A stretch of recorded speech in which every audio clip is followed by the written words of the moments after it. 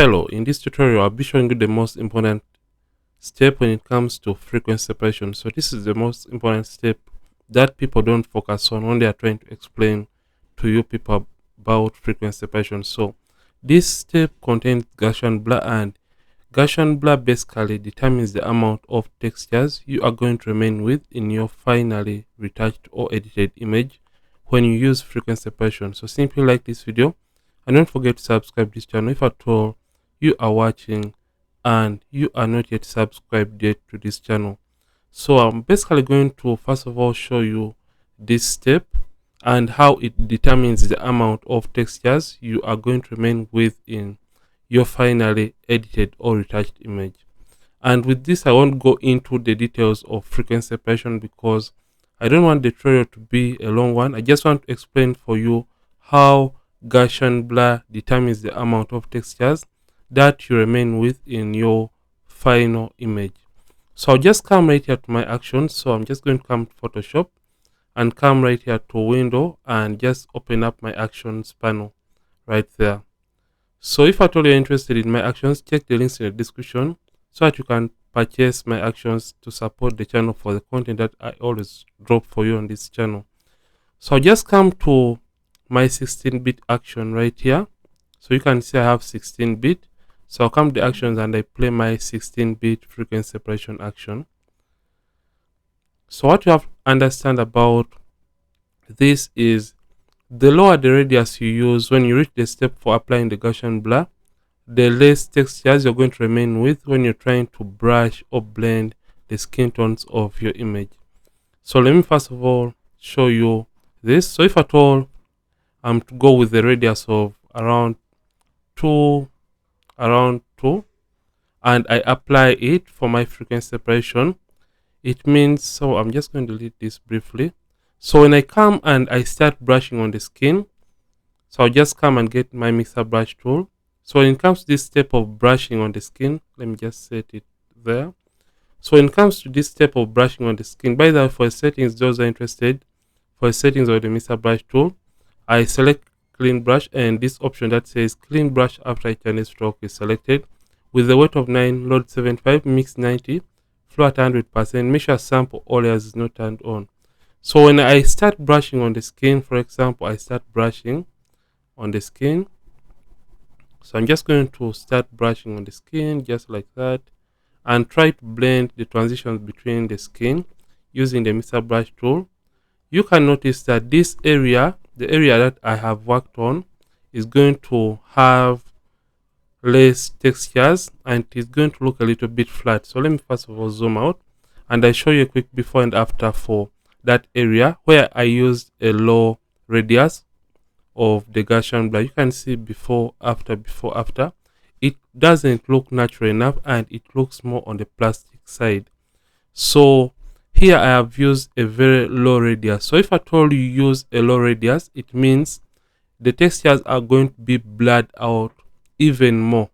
So a lower radius means the textures are going to be blurred out a little bit more and you're going to be having less of the natural skin textures remaining when you try to blend and edit using frequency separation. Then on the other hand, if at all, I'm just going to delete this. So on the other hand, if at all you play the same action and you use a very high radius, for example, if at all I use a radius of maybe 60 and I hit OK and I apply the same technique, I'm just going to delete the black and white layer.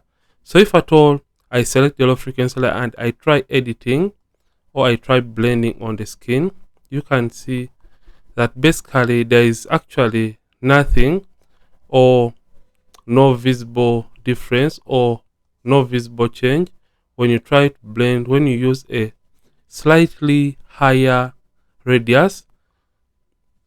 You can see before and after. You can see basically there is almost nothing or close to nothing when you try to blend the skin tones.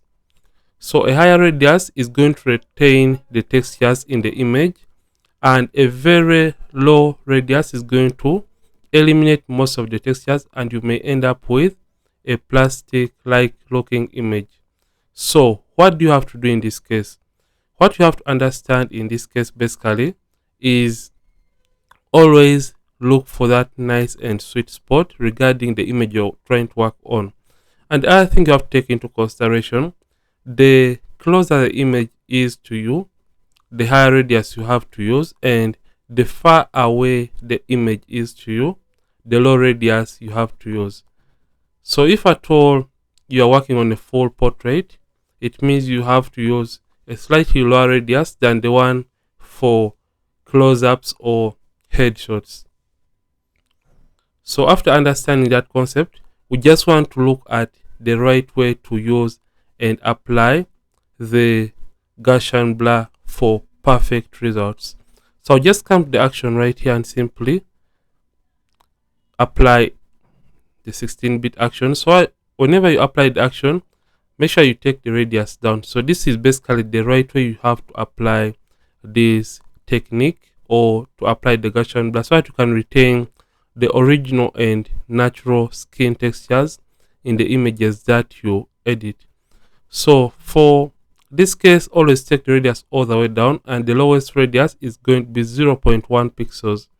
So before you apply the Gaussian blur, make sure that the preview option is turned on, and after doing that, use this box right here, use it to look for an area that has more skin textures than the rest of the image. So for this case, you can see you can either use the forehead area or you can use the nose area.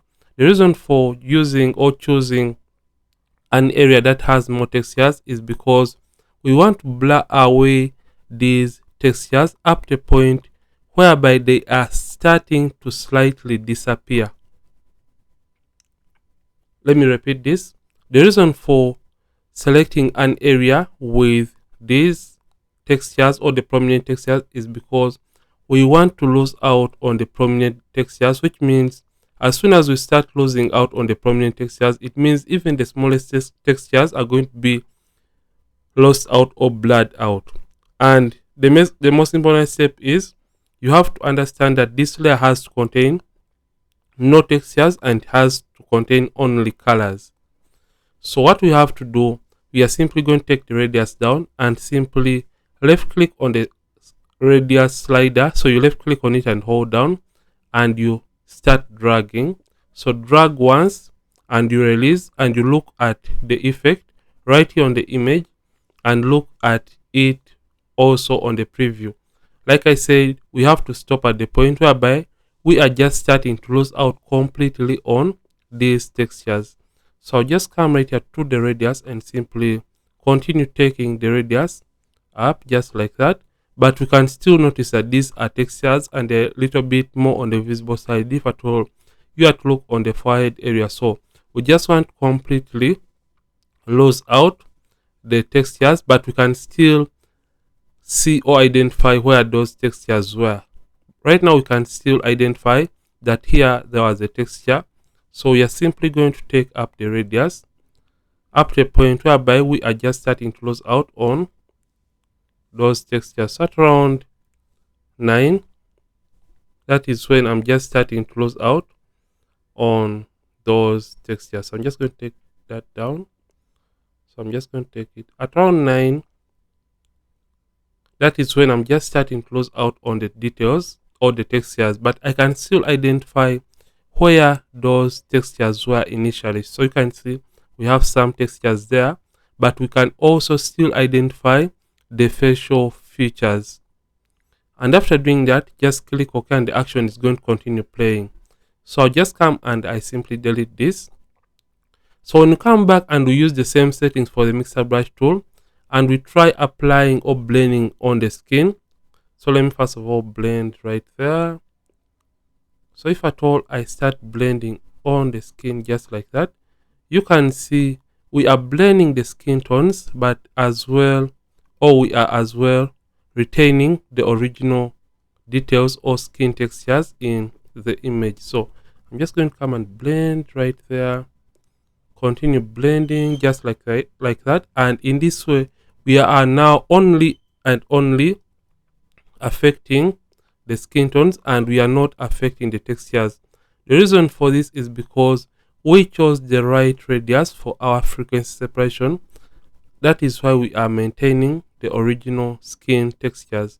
So I'll show you on the nose area. So I'll just mix, left click and hold down. So to mix, you basically hold down the left click button and you drag your cursor depending on the direction which you want to work on or what you want to mix. So you mix colors that are looking alike to keep and maintain the original shape of the model's face and not distort it rather.